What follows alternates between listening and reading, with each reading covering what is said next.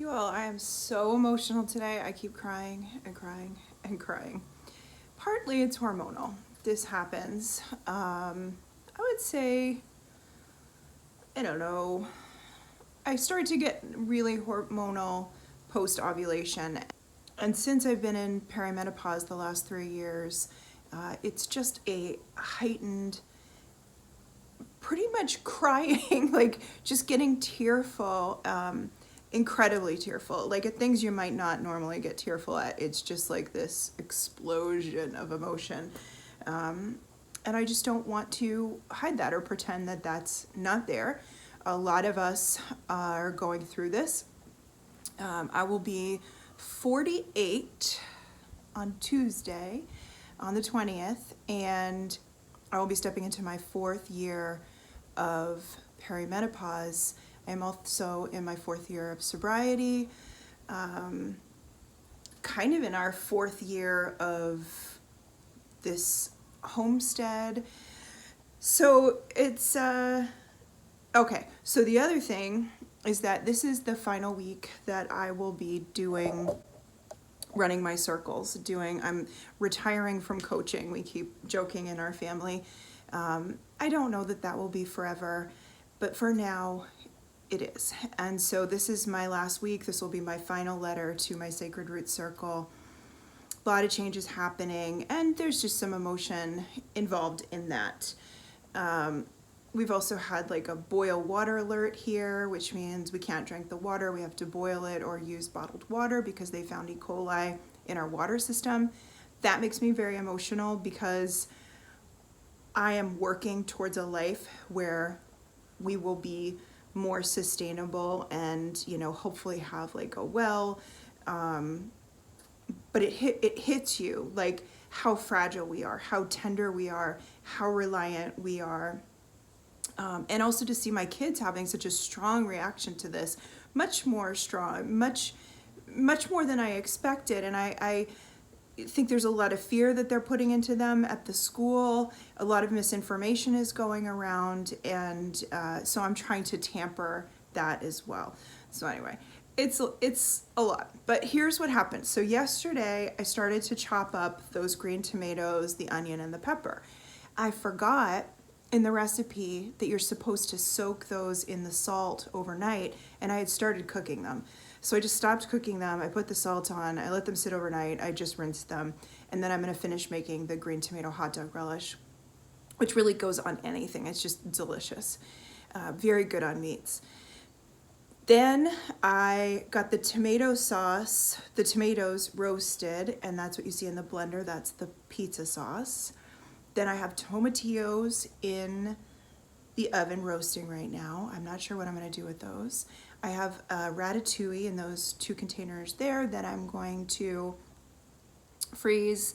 I started making a frittata with some potatoes I dug up, 1 lemon squash. I get like 1 squash per plant, so I had 1 lemon squash and I put that in there. I'm going to make a frittata. And what else? I think that's all that's like right now, and that's a lot for me. I have a neurodiverse brain. I've mentioned that before. This kind of multitasking can be very difficult for me. So when I'm ready to bring the relish down to can, I will be doing that downstairs. I do the water bath canning downstairs. I do pressure canning upstairs. I just kind of keep it separate. That way I can have everything set up down there ready to go. The frittata is for me to eat because I'm starving. It's like 10 o'clock. And so it's been a lot of tomatoes all the time. If you watched yesterday's video, I cleared the table off. We finally got a handle on the tomatoes, and that's why I needed to get all this preserved. So here, okay, so I had found a bag of my red long beans, a gallon of beans that had turned, and I was waiting till I had some other things to do something with them. And it just like, it gives me this sinking feeling inside. Like the amount of work that I put into those plants, the time I spend and they're like kind of fizzling out. They're not doing so well. Just to like know that I just have a whole gallon of food. I gave it to the chicken. I don't know if they'll eat it. It just kind of breaks my heart. So I needed to like get on this. I was like, I will preserve everything today. And to balance this a little bit, we've got to do some balancing with the tomatoes. Most of my kids have an aversion to tomatoes. So the fact that they've been sitting all over their table for the last 2 months, I am just like, it's pretty impressive actually. There have been times when my kids wouldn't even been near a tomato. So I'm going to make them granola bars, and I thought we would make those together because they're delicious, and this is my little thank you for putting up with my tomato gift. Now, I have to hide these. I'll tell you what, I have to hide my granola bars, so I'll make a big batch, and then I hide half of them in the freezer, because if I don't, they will eat them so fast because they're that good. So just a little warning on that. Freeze some of your granola bars if you have people with a sweet tooth. Oh, it must be humid today. My hair is like out of control frizzy. We're going to add half a cup of a creamy peanut butter. And then we're going to do a 1/4 cup of coconut oil. If it is the winter, you're probably gonna wanna melt this down a little bit because it's gonna be hard to cream this up if it's like super hard. And then it's a cup of honey, but I'm out of honey, so I'm using maple syrup.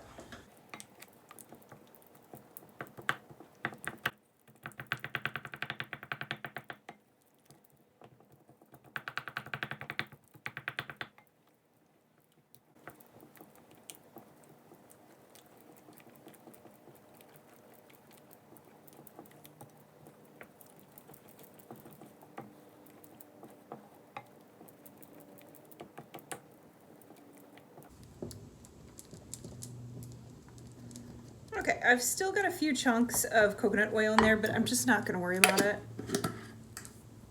It's all gonna melt and be wonderful. We're gonna add 4.5 cups of oats.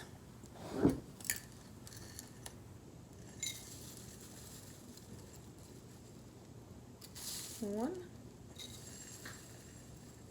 2, 3, 4.5. You really don't have to be too exact. These are granola bars. Not really gonna mess up. We're gonna use a cup of gluten-free 1-to-1 flour, a teaspoon of baking soda,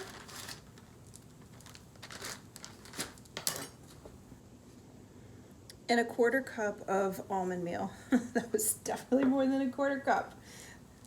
This is why I like recipes that just don't matter. I just kind of like made this up based on a few recipes I read online. And then you just want to get that all mixed in together.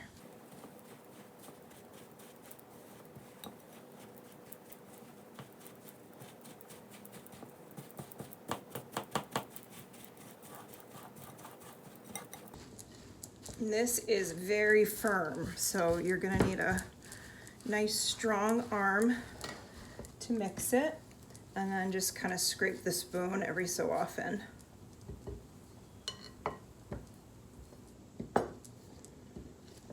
Gosh, for one recipe, this sure does make a big old mess. Once you get this all mixed in, you get to decide what you want to add, and in our house, chocolate chips are non-negotiable. So we will be adding chocolate chips. And then one thing that everybody seems to love is these roasted salted almonds. Now normally I buy raw nuts, I soak them, I sprout them. For this, because it's kind of like serious treat, I just buy these roasted salted almonds, chop them up, put them in. Maybe like a 1/4 cup. You could do like a 1/2 cup of chocolate chips, 1/4 cup of the almonds. Dried cranberries are really good. I thought I would just sneak in a little cinnamon, maybe a little ginger. These are things that don't really get in my children's diets that much because they're not eating a lot of like the chutneys and the more interesting foods that I make. I want to do some cloves, but not too much. Just the tiniest little bit. Okay, so I'm going to get that mixed in. And again, this is just like a big kind kind of hard, lumpy mass at this point. One of the commitments I made was to stop buying prepackaged granola bars. And that means that my commitment needs to be to making some granola bars to keep around, because it is such a quick, convenient food for the kids. And again, you can, change up the level of like how, the nutrition that you have in these by adding different things. You could use dried apples in here. That would be really good. You could, soak and sprout walnuts and add those in. I would certainly love that. All right, let me find my chocolate chips. So I use Enjoy Life. These are free from allergens. They're dairy free, and that's why we use these. So we'll try a half cup, see how that looks.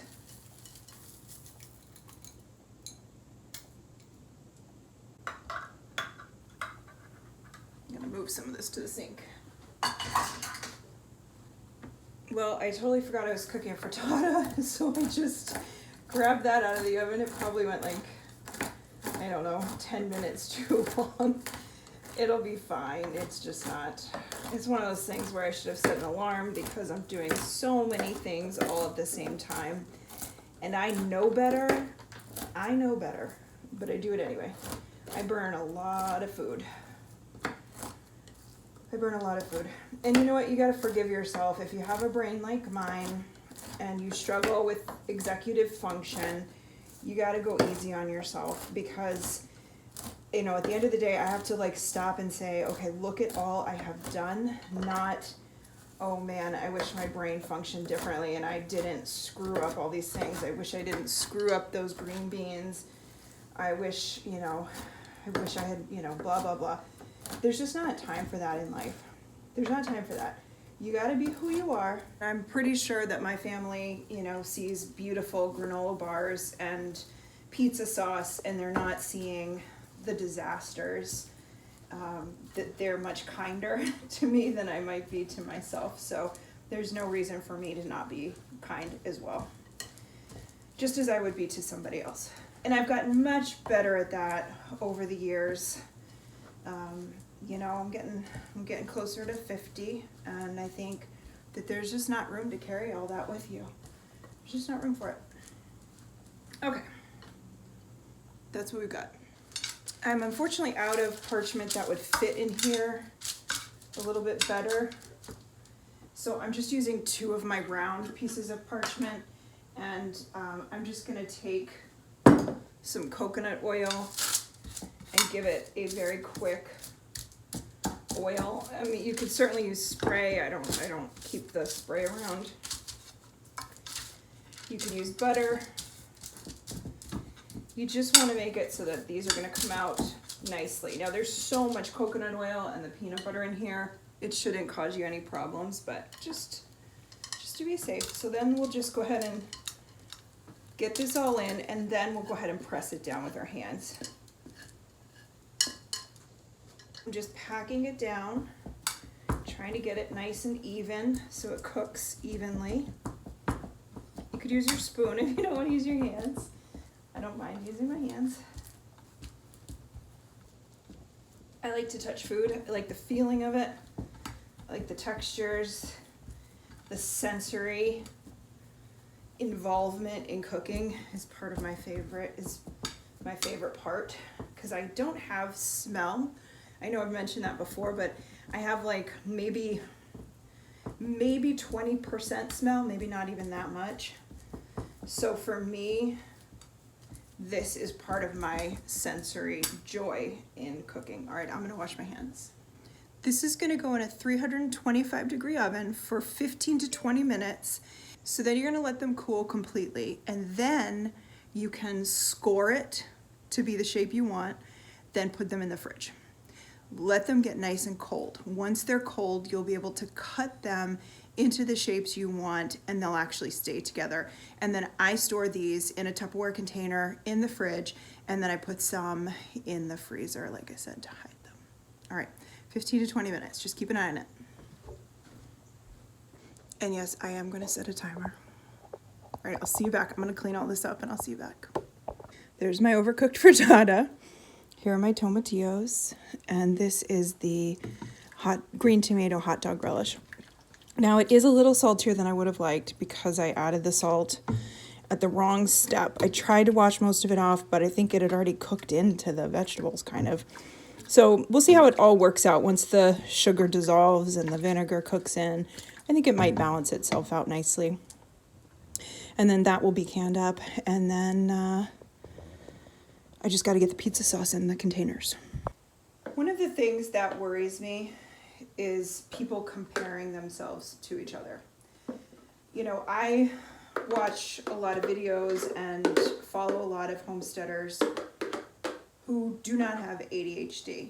And I think we can fall into a trap of believing that, you know, because something is harder for us, we're doing it wrong, or, you know, we must not be good enough. And the fact is stuff like this is going to be harder for me. And I have to choose my battles, and I'm gonna lose green beans. I imagine people who do not have ADHD will lose green beans as well. I've noticed, like on Instagram, and you know, because my feed is filled with a whole lot of homesteaders and farmers, and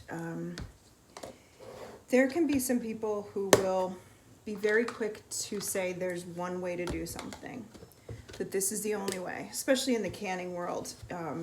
You know, if it doesn't follow USDA guidelines, people will say, you know, that's wrong, you're gonna harm yourself. But the truth is, there are communities like the Amish that have been canning very differently and outside of the USDA standards, guidelines, for a lot longer than the people who are saying there's only one way to do it have been canning. I think what needs to be said instead is, I follow the USDA guidelines to canning, and this is how it you know, this is what they recommend. Not to say there's one way, and you know, beware of all these people, and you know, everybody's out to get you, and you know, I just think it's dangerous. I think it's dangerous to believe that there's only one way to do something. And you know, I'm following the guidelines, and I'm a new canner, but you know, it can be everything. It can be down to like, this is how you make spaghetti sauce and there's only one way, or this is how, you know, you make a sandwich and there's only one way. And I just think it's dangerous, and I think it can make a lot of people feel like they're on the outside of a group and they don't belong. And I've had that feeling a bunch of times. Like, if I don't think this way or believe this thing, then I'm somehow not part of this community. And I don't want to be in a community like that. I want to choose the people that I'm around and that I'm listening to, who are able to say, you know, I am open to hearing your point of view. I am open to your process. I'm open to you sharing. And I might not choose to do it the same way. I might choose to do it differently. But I'm open. I'm open to hearing it. I'm open to allowing a new thought in, regardless of whether I choose to do it or not. So I'm just scoring this, I'm not cutting.